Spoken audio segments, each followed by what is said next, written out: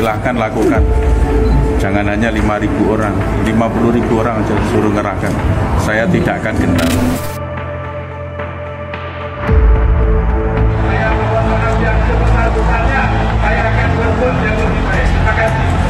Mencegah tindakan provokasi. Mundur. Mundur seluruhnya Bapak.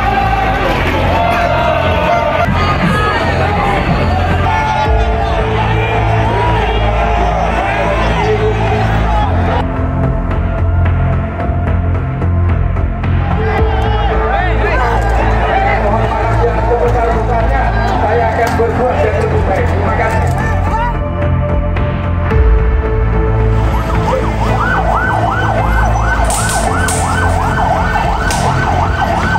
Pusat Kota Pati lumpuh dipenuhi oleh masyarakat yang mengekspresikan kekecewaannya terhadap Bupati Sudewo karena dianggap kebijakan-kebijakannya tidak pro rakyat. Seperti apa faktanya? Bersama saya Yuni Keswandi, Anda menyaksikan Fakta.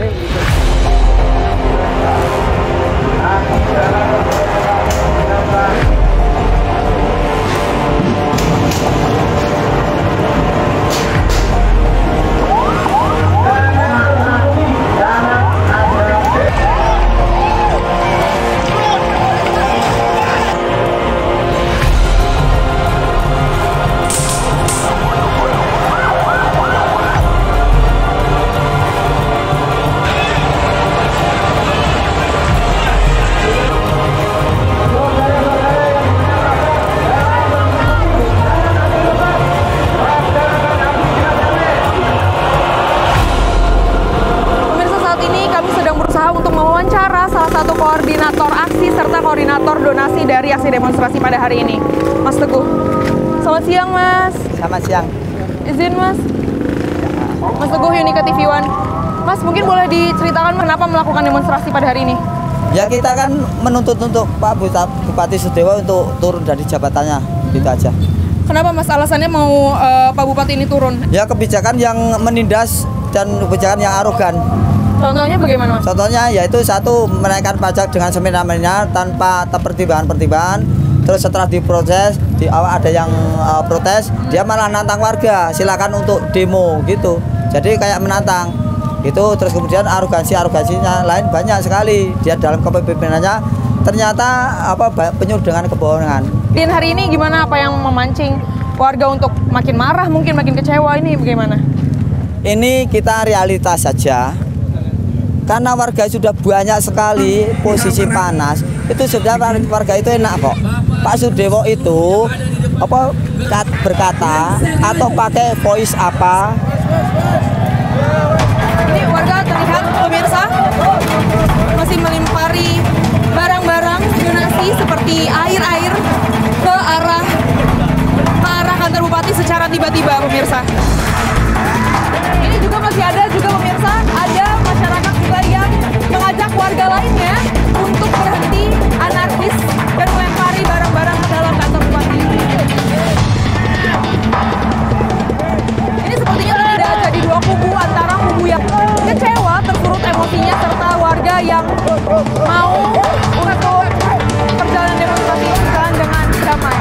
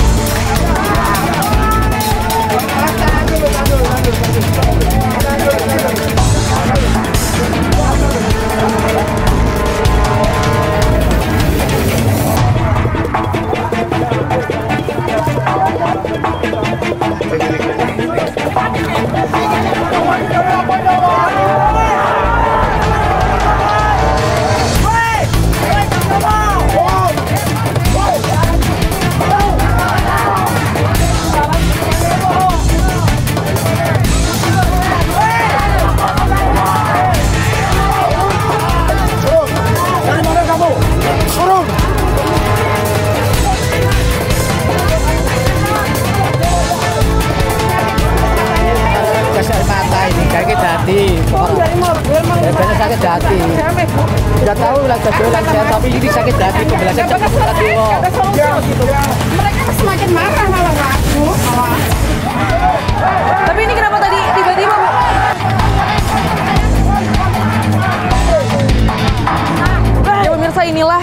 situasi di dalam kantor Bupati dipenuhi oleh sampah-sampah yang bisa dilihat pemirsa bahwa tadi ini dilempar oleh warga yang berdemonstrasi. Bahkan tidak hanya sampah saja pemirsa, ada seperti sendal, bahkan ini sampai dengan kardus tadi yang berisikan air minum begitu ikut dilemparkan juga ke dalam kantor Bupati ini. Ini adalah spanduk-spanduk begitu juga pemirsa, dan juga keranjang, kardus, bahkan ada sepatu pemirsa. Ini adalah objek-objek yang dilemparkan oleh masyarakat yang tadi melemparkan ke dalam kantor Bupati sebagai bentuk kekecewaan mereka kepada Bupati Pati. Ya pemirsa, di dalam kantor Bupati masih ada beberapa aparat yang bersiap siaga menjaga di dalam kantor Bupati, dan ada juga beberapa yang ikut membersihkan sampah-sampah yang tadi dilempar oleh masyarakat ke dalam kantor Bupati. Sementara yang di luar juga pemirsa dapat dilihat bahwa beberapa petugas kepolisian juga ikut membersihkan sampah-sampah yang berada di luar kantor Bupati. Saat ini pemirsa, kondisi masyarakat ini sudah mulai tenang, namun masih ada juga masyarakat yang menunggu keadaan di depan kantor Bupati.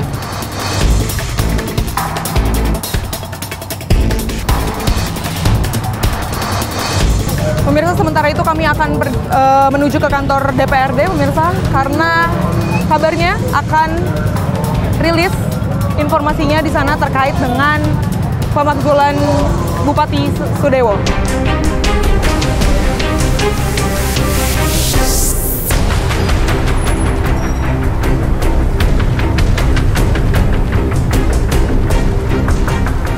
Ya pemirsa, saat ini kami sudah berada di kantor DPRD dan di sebelah sana sudah banyak wartawan berkumpul. Kita melihat sama-sama ada apa di sana.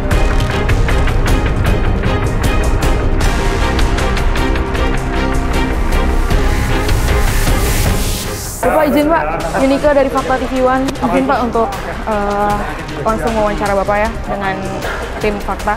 Bapak mungkin boleh dijelaskan sekali lagi Bapak tentang rapat hari ini terkait juga proses sampai akhirnya nanti diputuskan adanya pemakzulan atau tidak. Baik, awalnya kami standby di kantor. Dan tiba-tiba masa masuk ngerangsek ke DPR. Sangat DPR memaksa teman-teman DPR melakukan untuk dilakukannya rapat paripurna. Sehingga tadi paripurna yang pertama adalah paripurna penjadwalan dulu, penjadwalan terkait dengan perubahan jadwal dulu, karena DPR itu punya jadwal 1 bulan penuh kan sudah ada jadwalnya, sehingga kita merubah jadwal dulu. Selesai paripurna itu lanjut paripurna kedua. Ternyata dalam paripurna kedua itu banyak teman-teman yang mengusulkan terkait dengan hak angket. Oke, Pak Ketua memberikan waktu ke teman-teman setiap fraksi untuk menyampaikan pendapatnya terkait hak angket, dan saya pastikan pansus ini berjalan oleh terbuka. Saat ini kami tidak bisa mengasumsi Pak Dewo bersalah atau benar, Pak Dewo keliru atau benar, kami juga belum bisa memutuskan karena pansus ini biar jalan. Kalau terkait dengan waktunya Pak, ada target-target tertentu kah? Target kami tidak ada, tapi permintaan masyarakat Pati kita harus kejar tayang dan kita harus menuruti itu, dan atas petunjuk Pak Ketua, kalau memang sampai malam pun teman-teman harus siap. Terkait dengan pemanggilan Bupati, proses ini kan berjalan ya. Proses ini berjalan, akan kami terbuka. Proses ini mulai dari pembahasan A, B, C, D, nanti kita bahas. Adapun nanti di dalam pembahasan itu ada yang namanya dibutuhkan pernyataan atau jawaban Bupati, pasti kita undang. Tapi kapannya kita tidak bisa. Oke? Ya pemirsa, kita saksikan fakta selanjutnya.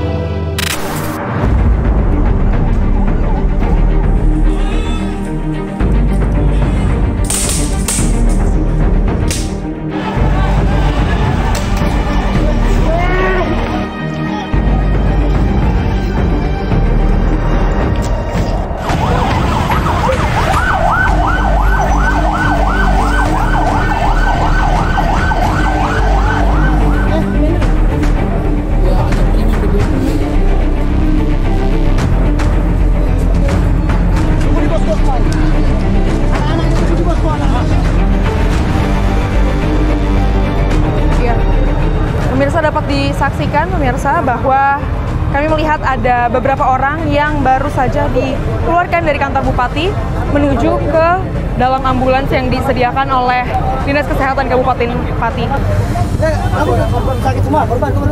Abang ini mau dibawa kemana, Bang? Ke rumah sakit. Masa dibiarkan sama polisi? Dari tadi malah gebukin, malah dibiarkan. Apa ini? Udah dari jam berapa, Bang? Tadi, Bang, di dalam kantor? Sekitaran jam 1. Jam 1. Terus ini yang bawa keluar abangnya sendiri apa? Iya, dari siapa? paksa. Dipaksa keluar ya, Bang? Iya. Berapa orang, Bang? Ada 6 ini. 6 orang. Kondisinya gimana, Bang? Kondisinya berapa, Bang? Kondisinya bagaimana? Saya parah, ada yang sampai organ dalam kita duga juga kena. Tapi dibiarin sama polisi dari tadi jam. Ada dokter tapi nggak ada gerak. Ya tega, kejem, kejem. Bahkan tidak salah apa-apa. Beliau cuma masuk mau komunikasi sama polisi malah digebukin. Masih ada lagi di dalam 5 orang. Ada 5 orang lagi. Kondisinya maksudnya masih ditahan atau? Ya ditahan dan kita tidak tahu ditanya di mana, sembunyi. Kalau yang tadi yang sebelumnya ditahannya di mana, Bang? Yang tadi ada di ruangan. Kebetulan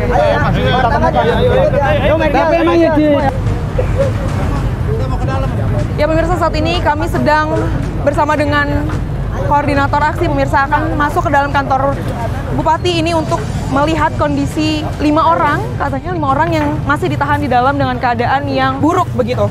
Kita saksikan fakta selanjutnya.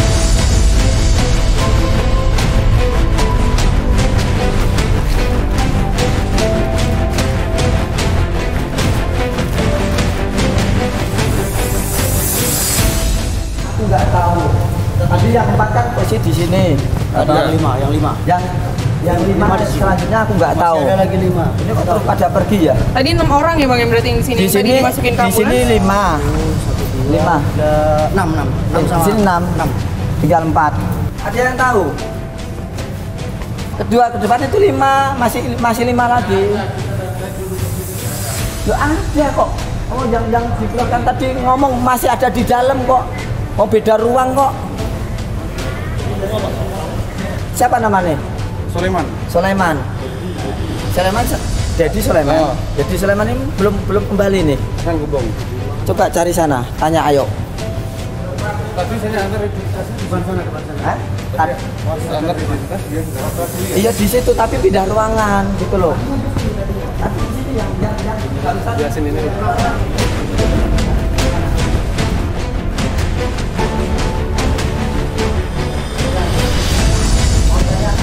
ada teman kami yang ditahan posisi sekarang di ruangan mana ya? Posisinya di ruangan mana? Ada yang dari pihak demo. Yang peserta tadi ditahan sudah 4-5 orang. Loh, tanya siapa ini? Ada di mana, Bang? Posisinya, Bang? Di pemirsa, saat ini kami sedang beberapa aparat, petugas, dan masih menyelidiki di manakah kira-kira 5 orang lainnya yang tidak ditemukan. Masih mencari di dalam kantor Bupati.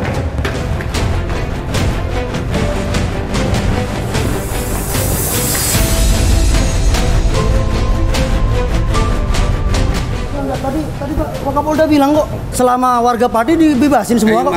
Makanya ini baru didata dulu identitasnya. Nanti tunggu dulu dari pimpinan. Oh, kita baru datang kok. Dari mana? Iya, itu. Nanti Ayo. panggil. Ayo panggil. Panggil. Tolong bebaskan teman kami, dia nggak salah. Ya, nanti tunggu pimpinan saya, ya. Itu Pak Kapolda sama Pak Arianto juga. Sudah bilang kok, langsung kok beliau yang bilang kok. Gimana? Tolong lihat kondisinya.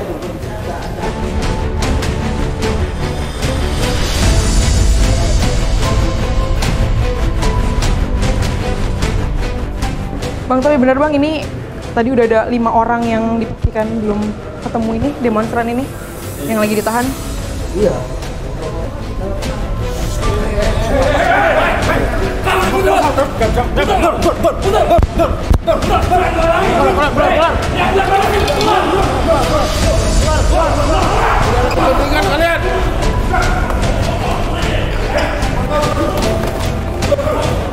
Ya, pemirsa, saat ini kondisi cukup tegang gitu ya, karena dari aparat mengatakan meminta untuk masyarakat yang tidak berkepentingan untuk tidak masuk, sementara masyarakat ini yang lainnya masih berusaha untuk menjemput rekan demonstran yang lainnya yang tadi sempat ditahan di dalam kantor Bupati.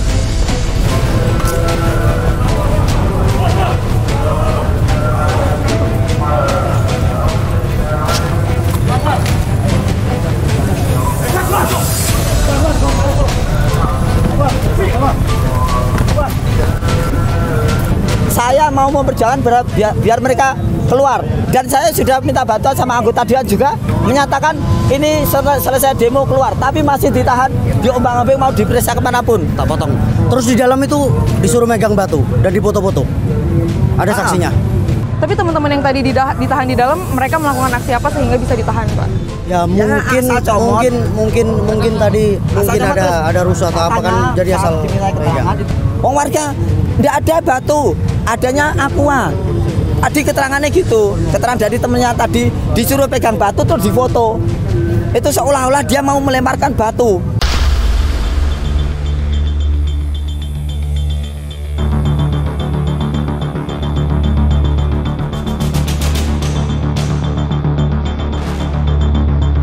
Ya, saat ini kami bersama dengan Mas Kristoni yang merupakan salah satu peserta aksi yang kemarin ikut turun dalam demonstrasi 13 Agustus yang juga sempat mengalami kekerasan. Selamat siang, Mas. Selamat siang, Mbak. Gimana Mas keadaannya sekarang? Ya masih sakit ya, badan semua sakit semua ya, lebam. Ya tadi udah minum obat sih. Mas, mungkin boleh diceritakan kenapa ini bisa terjadi, Mas, kekerasan tersebut? Jadi gini, Mbak. Kemarin itu kan saya termasuk yang ikut masuk ruang sidang ya, sidang paripurna di gedung DPRD. Kemudian ada salah satu teman juga korlap aksi yang mengabari saya mendapatkan informasi dari warga bahwa warga peserta aksi itu ada yang ditangkap dan disekap oleh polisi di Pendopo, Kabupaten Pati, di kantor Bupati. Itu jamnya jam berapa, Mas? Jam 1:15. Kemudian karena mendengar itu, saya langsung berdua dengan teman tadi ke kantor Bupati tadi untuk mencari teman-teman tadi. Sesampainya di kantor Bupati, ternyata tidak diberitahu di mana warga tadi, saya tidak dapat. Kemudian kami keluar, sesampainya di kaki 5 kantor Bupati itu, ada, saya yakin itu preman yang memang disiapkan, ada sebanyak kurang lebih 15 orang, kemudian langsung memprovokasi, menyatakan bahwa saya ini provokator, saya bukan asli Pati, saya orang luar Jawa. Kemudian untuk membuktikan bahwa saya ini adalah orang Pati, saya mau mencoba menunjukkan KTP saya. Kemudian saya ketika mau tunjukkan, tangan saya langsung dihadang oleh preman tadi. Kemudian dari belakang tiba-tiba ada yang mencekik leher saya itu. Oh, saya udah kekurangan napas ya. Kemudian untungnya bisa saya lepas. Kemudian ada satu orang anggota TNI. Kemudian saya dimasukkan di ruang kantor Bupati dan disekap di sana selama kurang lebih 4 jam, dari jam 1:30 tadi sampai 5:30. Itu pun saya bisa keluar dari Pendopo itu karena diminta paksa atau dijemput paksa oleh pengacara dan keluarga saya sendiri. Yang ditahan itu kemarin Mas Kristoni sendiri kah? Banyak, atau ada yang lain ada juga? banyak. Di satu ruangan itu saya ada 11 orang, silih berganti. Itu satu ruangan, dan di ruangan lain ada banyak yang lain. Kristoni, mungkin boleh juga dijelaskan perubahan aksi yang kemarin dilakukan ini dari awalnya yang damai ini sampai bisa terjadi chaos itu bagaimana, Mas? Ya, jadi awalnya memang damai ya. Dari aksi, kita mulai aksi itu kan orasi dari jam 8 ya. Awalnya masyarakat itu damai semua, tidak hanya biasa menyampaikan pendapatnya, kan teriak-teriak biasa. Kemudian kami mengetahui ada banyak penyusup di situ yang mulai melempari aqua, mulai mendesak masuk dengan cara mau menghancurkan pagar Pendopo itu. Kami dari tim kami sendiri sudah melarang dan sudah menyampaikan ke setiap peserta aksi bahwa apabila ada yang melakukan anarkisme, silakan langsung diserahkan kepada pihak keamanan. Kami juga sudah menyampaikan secara terbuka kepada pihak kepolisian dan TNI apabila melihat orang yang mulai kekerasan, melempari aku atau lain sebagainya, langsung ditangkap karena itu bukan bagian dari kami. Itu adalah penyusup. Karena udah nyampe siang, bupatinya juga tidak nongol-nongol, tidak keluar, tidak memenuhi tantangannya bahwa dia akan mendatangi warga. Warga kan banyak gitu, Mbak, ratusan ribu. Kita kan nggak bisa menghandle ya, kita nggak bisa menangani mereka ya. Yang membuat chaos itu sebenarnya dari kepolisian. Kenapa saya bilang dari kepolisian? Kepolisian memulai menembakkan gas air mata. Itu yang membuat chaos dan warga itu marahnya minta ampun mulai dari situ. Terima kasih. Ya pemirsa, kita ungkap fakta selanjutnya. Dari awal kegiatan unjuk rasa yang dilaksanakan oleh masyarakat untuk menyampaikan pendapat dan aspirasinya berjalan dengan baik. Namun seiring dari kegiatan tersebut, menjelang siang hari muncul ada kelompok lain yang bersifat anarkis sehingga merusak suasana aksi unjuk rasa yang damai dengan melakukan kegiatan pelemparan berupa air mineral, batu, tongkat, buah busuk dan sebagainya yang mengakibatkan situasi eskalasinya menjadi meningkat dan chaos. Kalau saya ijazahnya SMA dilawan dengan S1 otomatis kalah kita, kan itu bagi saya.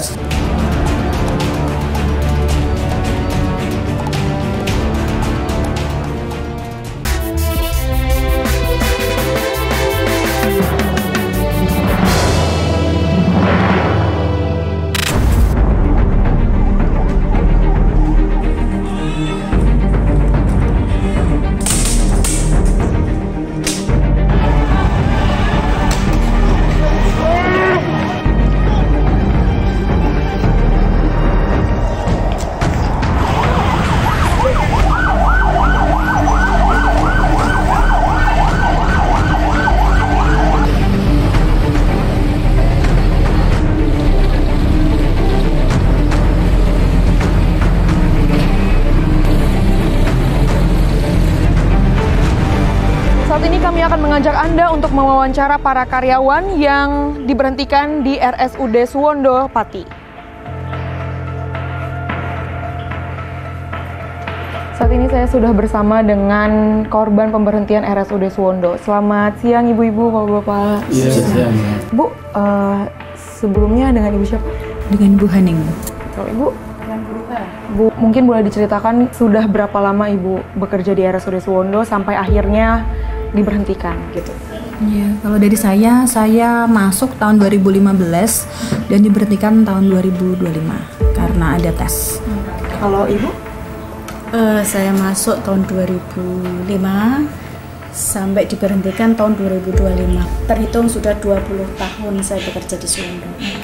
Ibu mungkin boleh dijelaskan bagaimana prosesnya sampai akhirnya Ibu terkena pemberhentian begitu? Prosesnya di sana ada seleksi pegawai tetap di LUD Suwondo karena ada direktur yang baru yang diangkat oleh Bupati, itu baru ada tes seleksi seperti itu. Terus kita tiba-tiba aja Mbak ya, baru beberapa bulan setelah dilantiknya direktur baru itu kita ada tes seleksi tetap pegawai Suwondo. Terus istilahnya kita ikut tes dan nggak lolos gitu aja. Alasan mengatakan bahwa tes ini tidak adil tuh kenapa Pak? Kami itu kan dari jenjang pendidikan yang berbeda. Kalau saya SMA, kalau bapaknya ini SMA, mbaknya itu S1. Itu soalnya satu yang dirubah-rubah cuman nomornya saja. Tidak ada spesifikasi pendidikan. Oh ini soal untuk SMA. Oh ini soal untuk D3, tidak ada. Satu soal saja. Dan hasil dari tes tersebut itu tidak ada nilainya, cuma dinyatakan lolos dan tidak saja. Jadi bagi kita itu sangat tidak adil. Gimana kalau saya ijazahnya SMA dilawan dengan S1 otomatis kalah kita, kan itu bagi saya sungguh tidak adil. Kalau kita tanya ke manajemen selalu hasilnya begini. Itu hasil dari pihak ketiga, itu aja. Saya itu sudah 20 tahun bekerja di sini. Kenapa tidak ada pertimbangan gitu loh? Apakah itu penilaian kinerja kami tiap tahunnya, setiap tahun itu kami dinilai penilaian kerja kami itu nggak dipakai kah? Seingat kami, kalau kami sudah bekerja 20 tahun, pantaskah kalau kami harus diberhentikan dengan cara seperti ini? Terkait dengan peristiwa ini yang diharapkan, ini bagaimana nih Pak? Keadilan mulailah dari sekarang. Sakit rasanya kalau kita jadi korban keadilan, korban tidak ketransparansian, nggih. Karena saya sudah 20 tahun ini sakit rasanya seperti itu. Ayolah kita berubah, jangan seperti itu. Dan harapan kami semua yang sudah terkena PHK 220 orang ini setidaknya bisa direkrut lagi di RSUD Suwondo Pati menjadi tenaga tetap. Mungkin kalau mau di PHK dikeluarkan silahkan, monggo kami terima dengan legowo. Tapi jika ada catatan yang memang kami itu pantas untuk dikeluarkan seperti itu. Pak Ibu, terima kasih atas penjelasannya. Semoga segera mendapatkan kejelasan dari RSUD Suwondo.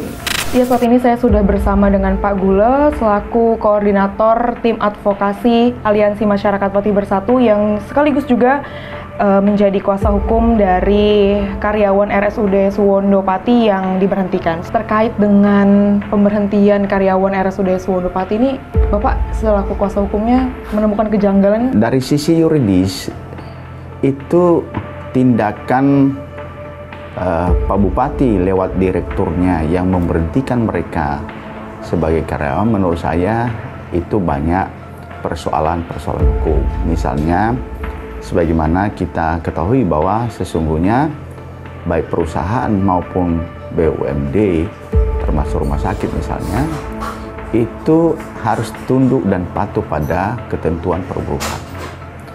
Nah, Undang-Undang Perburuhan misalnya menjelaskan bahwa pekerjaan yang sifatnya kontrak itu hanya dapat diterapkan pada kegiatan yang sifatnya musiman. Tetapi bagi pekerjaan-pekerjaan yang bukan musiman seharusnya tidak pakai kontrak. Kedua, kalau terpaksa itu harus dilakukan kontrak, ketentuan hukum perburuhan menjelaskan bahwa kontrak itu hanya boleh dilakukan maksimal 3 tahun.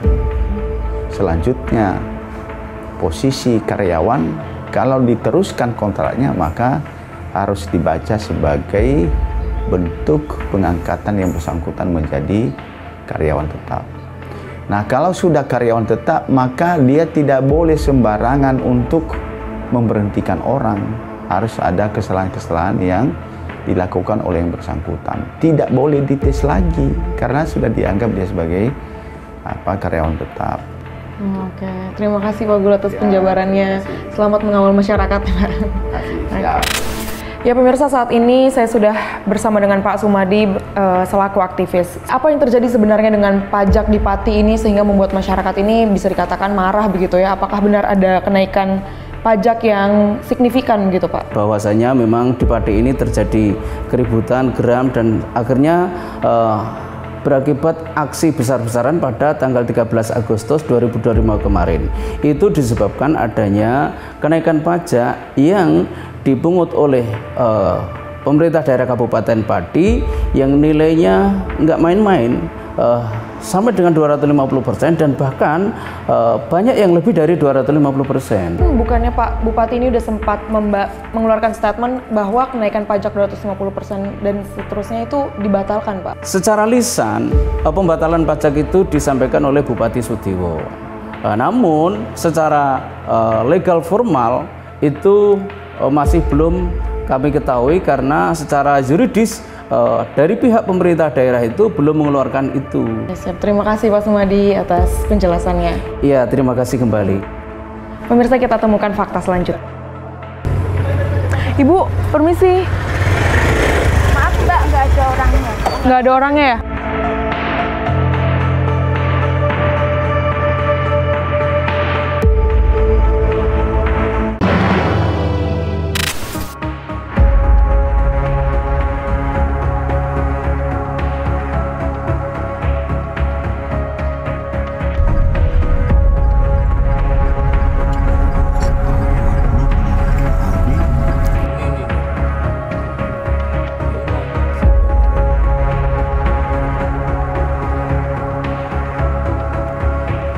Permisi, aku mau tanya, ini bener rumahnya Pak Sudewo? Iya. Bu, tapi kemarin Pak Sudewo datang ke sini nggak?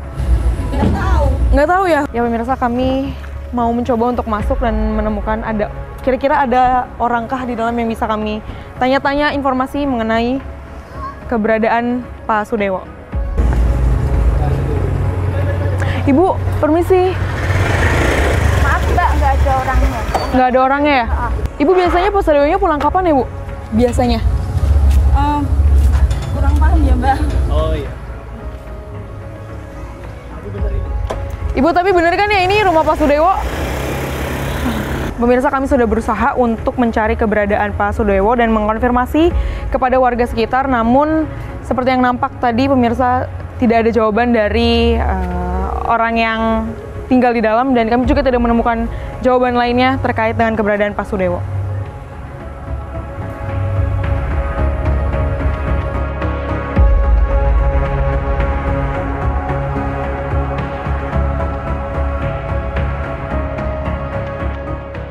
Ibu mau konfirmasi doang, ini rumahnya Pak Sudewo benar? Ibu, permisi Ibu mau konfirmasi aja? Nggak tahu ya? Pak Sudewonya biasanya pulangnya kapan ya, Bu? Nggak tahu. Makasih, Bu.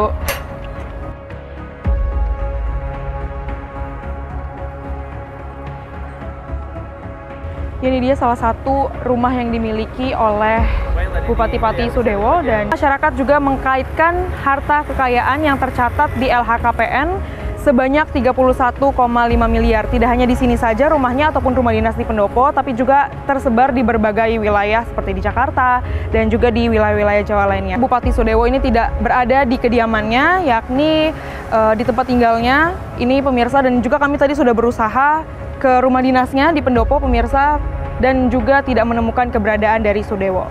Kita temukan fakta selanjutnya. Sudah lengang di mana-mana, tapi memang masih sebagian kecil yang berada di depan, tapi kayaknya itu juga bukan pendemo yang dari tadi pagi. Jadi secara garis besar itu sudah selesai. Agak banyak. Tadi sempat mencoba menemui massa, tapi kemudian terjadi kericuan. Gimana Pak tadi? Ya, kami bisa memahami emosi mereka karena orang banyak kan. Tidak mungkin bisa terkendali secara keseluruhan. Tapi yang terpenting ini sudah berjalan. Nanti ke depannya akan saya perbaiki segala sesuatunya. Ini merupakan proses pembelajaran bagi saya karena juga baru saja beberapa bulan menjabat sebagai bupati. Masih banyak kekurangan, masih banyak kelemahan yang harus kami benahi ke depan. Ini dari legislatif kan tadi ada rapat paripurna Pak. Ya. Mungkin Pak Bupati sudah mendengar, gimana tanggapannya Pak? Ya, itu kan hak angket yang dimiliki oleh DPRD. Jadi saya menghormati hak angket tersebut, paripurna tersebut. Itu intinya. Kemudian dari tuntutan dari para pengunjuk rasa gimana Pak tanggapannya? Tuntutan kan sudah disampaikan tadi. Kalau saya kan dipilih oleh rakyat secara konstitusional dan secara demokratis, jadi tidak bisa saya harus berhenti dengan tuntutan itu. Jadi harus menuntut dengan tuntutan seperti itu. Semuanya ada mekanismenya. Pak, ada pesan yang mau disampaikan ke warga masyarakat setelah menyampaikan aspirasi ini tadi Pak? Ya, ini pembelajaran bagi seluruh masyarakat Kabupaten Pati untuk menjaga soliditas, menjaga kekompakan, ya, jangan sampai terprovokasi oleh siapapun. Ya, saat ini saya sudah bersama dengan Pak Arianta, salah satu tokoh masyarakat di Pati. Selamat pagi Pak. Selamat pagi. Terkait dengan kemarin sempat ada kenaikan PBB sebesar 250%, itu apakah memang diperlukan Pak di Pati sehingga harus dinaikkan pajak sebegitu besar Pak? Saya kira ini satu kebijakan yang dilandasi oleh pandangan subjektif DPRD dan Bupati. Kemudian di Kabupaten Pati, DPR dan Bupati menindaklanjuti dengan Perda nomor 1 tahun 2024. Tapi kalau Bapak sebagai tokoh masyarakat melihat butuh nggak nih Pak menaikkan PBB ini untuk pembangunan Pati sendiri? Ini persoalan di Pati sebenarnya itu terjadi satu krisis anggaran. Itu karena di era pemerintahan yang, saya bicara 20 tahun yang lalu, itu terjadi satu kebijakan yang kurang tepat. Banyak menerima tenaga-tenaga honor, di mana tenaga-tenaga honor ini tidak diberikan anggaran oleh pemerintah pusat. Jadi oleh karena itu tentu akan menjadi krisis anggaran. Termasuk kalau di Pati saya melihat rumah sakit daerah Suwondo Kabupaten Pati itu walaupun tipe A, tapi sebenarnya terjadi krisis keuangan. Nah Pak, ini terkait dengan aksi demo kemarin tanggal 13 Agustus, itu apakah merupakan fenomena puncak gunung es kemarahan masyarakat terkait dengan kenaikan PBB atau bagaimana Pak? Saya melihat sebenarnya ini berkaitan dengan pernyataan-pernyataan Pak Bupati yang selalu Satu misal ketika habis dilantik dia mengatakan di era kepemimpinan saya jangan ada yang mengganggu. Kemudian jangankan hanya 5.000, 50.000 pun lain. Ini yang memicu adanya satu gerakan-gerakan sosial di Pati ini. Pak, ini boleh digambarkan Kak Pak, sebenarnya seperti apa sih karakter orang Pati sendiri? Masyarakat Pati sebenarnya orangnya baik, orangnya komitmen. Kalau A ya A, kalau B ya B. Orang Pati itu pekerja keras, sosialnya tinggi, kemudian keberiannya juga cukup tinggi. Oke, siap Pak Rianto, terima kasih Pak atas penjelasannya. Oke. Aksi anarkis ribuan masyarakat pada tanggal 13 Agustus 2025 lalu membuat Pati memanas. Masyarakat meminta Bupati Pati Sudewo untuk turun, sementara Sudewo sendiri menganggap dirinya telah terpilih secara konstitusional. Sementara itu juga, DPRD Kabupaten Pati akhirnya menanggapi serius tuntutan masyarakat dan menggunakan hak angket untuk pemakzulan Sudewo. Akankah Sudewo turun dari jabatannya? Saksikan fakta setiap hari Senin pukul 8 malam waktu Indonesia Barat hanya di TV One.